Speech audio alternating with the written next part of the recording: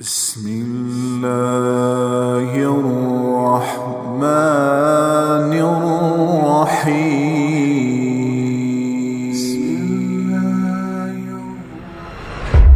ایک اور حدیث سے آ جائی یوشک الامم ان تداعى علیکم کما تداعى الاکلۃ الی قصعتها.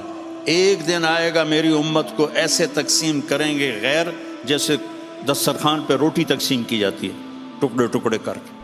تو صحابہ نے پوچھا اب من قلت نحن یومئذ یا رسول اللہ، یا رسول اللہ کیا ہم اس دن تھوڑے ہوں گے؟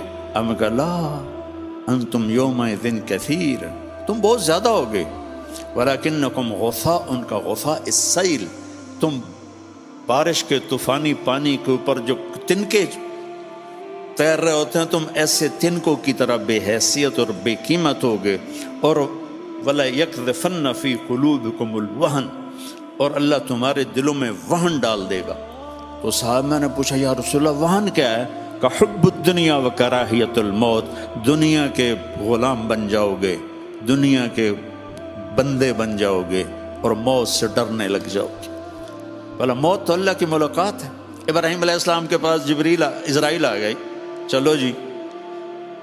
تو وہ کہنے کہ بھلا کبھی خلیل بھی خلیل کو مارتا ہے؟ تو وہ اسرائیل واپس گئے، کہا جی وہ ابراہیم تو یہ کہہ رہے ہیں. کہا اچھا اس سے کہو کبھی خلیل بھی خلیل کے ملنے سے رکتا ہے؟ تو انہوں نے کہا جی اوپر سے تو یہی جواب ہے. کہا جلدی کر لے جا لے جا. مسلمان کے لیے تو اللہ کی قسم اگر اللہ راضی ہے تو موت سے خوبصورت تحفہ کوئی نہیں، موت سے خوبصورت پیغام کوئی نہیں. اگر اللہ ناراض ہے پھر تباہی ہے. عمر بن عبدالعزیز اس تخت پہ بیٹھے جس پہ بنو امیہ کے ظالم حکمران بیٹھے تھے، عبد الملک بن مروان، پھر ولید بن عبد الملک، پھر سلیمان بن عبد الملک، اور چوتھے عمر بن عبدالعزیز. عبد الملک ان کے سگے چچا تھے. عمر بن عبدالعزیز اور عبد الملک بھائی تھے، مروان کے بیٹے تھے. تو عمر بن عبدالعزیز نے 2.25 سال حکومت کی اور 3 بر اعظم میں زکوٰۃ لینے والا کوئی نہ بچا.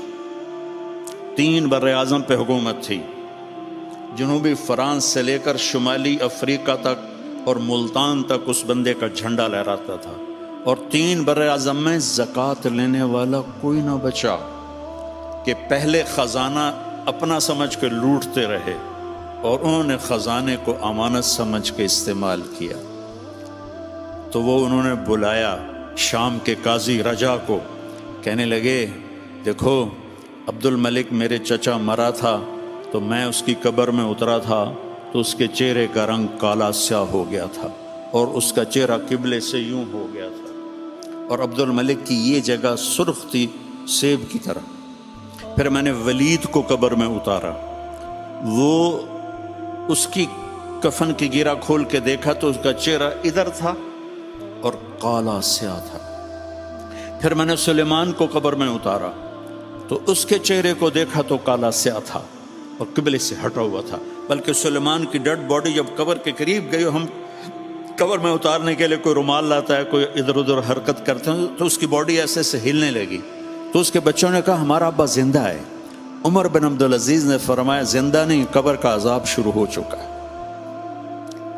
اور یہ ان تینوں کا جرم کیا تھا؟ ظالم تھے، بددیانت تھے، قومی خزانے کو ذاتی ملک بنا لیا تھا. یہ کیا سمجھتے ہیں حکمران کہ یہ مزے کریں گے؟ ان سب کے ہاتھ ایسے بندے ہوں گے قیامت کے دن. یہ جتنے جج صاحبان ہیں یہ کیا سمجھتے ہیں کہ ہمیں بڑی اعلیٰ پوسٹ ملی ہوئی ہے؟ ان کے قیامت کے دن ہاتھ یہاں بندھے ہوئے ہوں گے. پھر اللہ پوچھے گا بتا تجھے جو حکمران بنایا تھا تو نے کیا کیا میرے بندوں کے ساتھ؟ اگر وہ جواب دے سکا تو اس کے ہاتھ چھوڑ دیے جائیں گے، ورنہ انہی بندے ہاتھوں کے ساتھ جہنم میں گر جائے گا. اور قاضی سے اللہ پوچھے گا ہاں کیا فیصلے کیے تھے، کتنے ظلم کے فیصلے کیے تھے، کتنے عدل کے فیصلے کیے تھے. اگر وہ عدل کے فیصلوں میں کامیاب ہو گیا تو ہاتھ چھوڑ دیے جائیں گے اور جنت میں چلا جائے گا. اگر ظلم کے فیصلے کرتا مر گیا تو انہی بندے ہاتھوں کے ساتھ آگ میں چلا جائے گا. بھائیو آخرت بھی ہے، بھائیو صرف دنیا نہیں ہے، آخرت بھی ہے.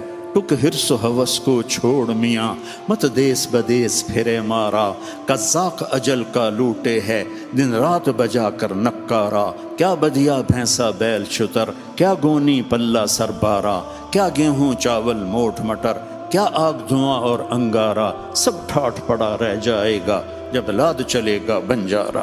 یہ تو رہنے کی دنیا نہیں ہے۔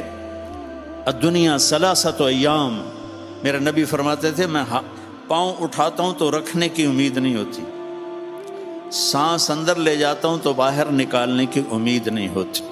تو بھائیو اللہ کے واسطے اپنی آخرت کا سودا نہ کرو، دنیا کا سودا کرنا پڑے تو کر دو۔ کیوں حسین ذبح ہو گئے 72 سمیت، 16 اہل بیت اور باقی جان نثار، کیوں اتنا قیمتی خون ذبح ہو گیا؟ کہ ایک طرف دنیا تھی ایک طرف آخرت تھی، انہوں نے آخرت کو گلے لگایا، نیزوں پہ سر چڑھ گئے۔ عاشق کا جنازہ ہے ذرا دھوم سے نکلے، محبوب کی گلیوں سے ذرا گھوم کے نکلے، چڑھ گئے نیزوں پر، اور یزید نے دنیا بنا لی، آج تک لعنت پڑ رہی ہے۔ تو بھائیو میں ساری قوم کو ہاتھ جوڑ کے کہتا ہوں ہم مل کے اب توبہ کریں، اور ہم ایک ایمان، اس کے بعد نماز کوئی نہ چھوڑ، نماز کی پابندی کریں۔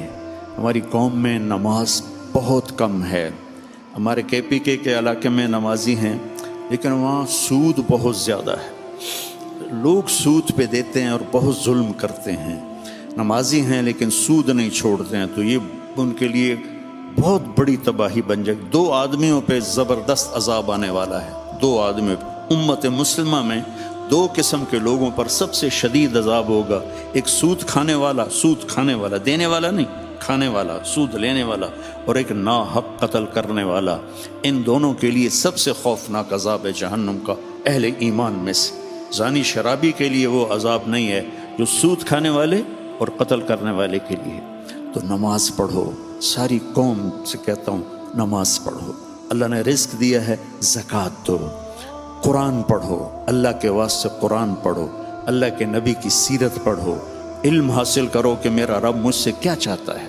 میرا رب پہلی سطر ہے بسم اللہ الرحمن الرحیم، کہ میں رحمان و رحیم ہوں، کوئی سخت حکم نہیں سناؤں گا، آسان ہوں گے، کر لو، بڑا نفع رہے گا۔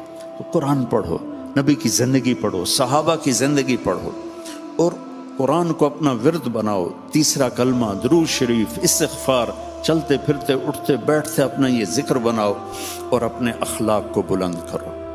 اپنے آپ سارے سیاسی لوگ بیٹھے ہیں لیکن میں نبی کی بات کروں گا، اپنی زبان کا بول میٹھا کرو۔ سب سے کہتا ہوں جتنے سن رہے ہیں زبان کا بول میٹھا کرو۔ میرے نبی کو پسند نہیں ہے شدت کے بول، اور ایک یہ بعد میں کہوں گا۔